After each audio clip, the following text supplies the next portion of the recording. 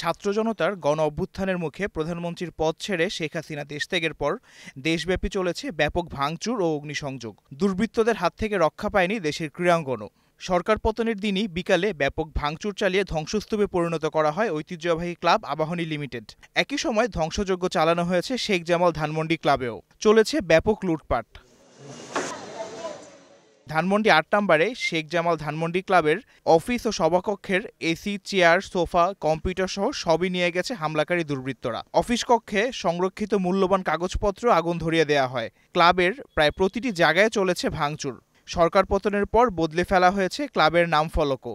যদিও জানা যায় একসময় এই ক্লাবের নাম ছিল ধানমন্ডি ক্লাব। ২০০৯ সালে আওয়ামী লীগ সরকার ক্ষমতায় আসার পর ক্লাবের নাম পরিবর্তন করা হয়। ধানমন্ডি ক্লাব বদলে নাম রাখা হয় লেফটেন্যান্ট শেখ জামাল ধানমন্ডি ক্লাব। সরকার পতনের দিন ধানমন্ডির আবাহনী ক্লাবেও করা হয়েছে ব্যাপক ভাঙচুর ও লুটপাট। ভেঙে পুড়িয়ে দেওয়া হয়েছে শেখ কামালের মুরাল। ভাঙচুর করা হয়েছে ক্লাবের অফিস রুম, তছনছ করা হয়েছে সব কাগজপত্র। এমনকি নিয়ে যাওয়া হয়েছে আবাহনীর ট্রফিগুলো। নিউজ টাইমের ক্যামেরায় সেদিনের ঘটনা বর্ণনা করছিলেন আবাহনীর সাবেক ফুটবলার আলমগীর হাসান।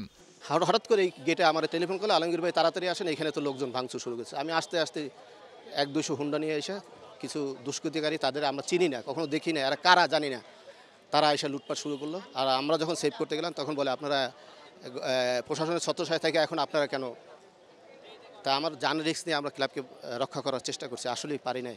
আবাহনী ক্লাবের যত আজকে থেকে 70-72 থেকে যে ট্রফিগুলো ছিল সব ট্রফিগুলো নিয়ে গেছে। তারা চেষ্টাও করেছিল আবাহনী ক্লাব পুড়িয়ে দেবে, তা আমরা ওইটা রক্ষা করেছি। নিজেদের অর্জনের ট্রফিগুলো লুট হওয়া মানতে পারছেন না ক্লাব সংশ্লিষ্টরা। একত্রিত হয়ে লুট হওয়া ট্রফিগুলো ফিরে পাওয়ার দাবি জানিয়েছেন আবাহনীর সাবেক প্লেয়াররা।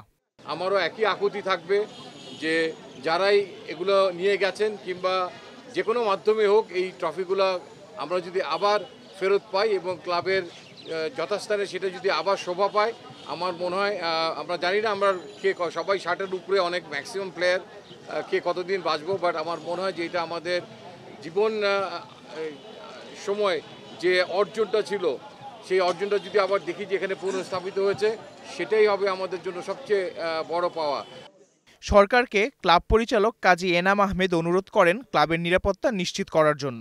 এই ক্লাবটি আমাদের বাংলাদেশের ক্লাব, আমাদের সকল ফ্যানদের ক্লাব, এবং এই ক্লাবটি কিন্তু হচ্ছে কি আমাদের সকল খেলোয়াড় যারা খেলেছে এই পাড়া ধানমন্ডির ক্লাব। সো আমি এখানে শুধু এটাই বলতে চাই যে আমি অনুরোধ করব আমাদের প্রশাসনকে এবং আমাদের সরকারকে, আপনারা অবশ্যই আমাদের নিরাপত্তার বিষয়টি দেখেন। এবারই প্রথম নয়। ১৯৭৫ সালের ১৫ আগস্ট সপরিবারে শেখ মুজিবুর রহমানকে হত্যার পরেও আবাহনী ক্লাবে হামলা হয়েছিল। তবে তার মাত্রা এবারের মতো ব্যাপক ছিল না। এই অবস্থা থেকে আবাহনী ক্লাব কিভাবে ঘুরে দাঁড়াবে, এই প্রশ্নের উত্তর এখনও অজানা। Mahi Hasan, news time, Dhaka.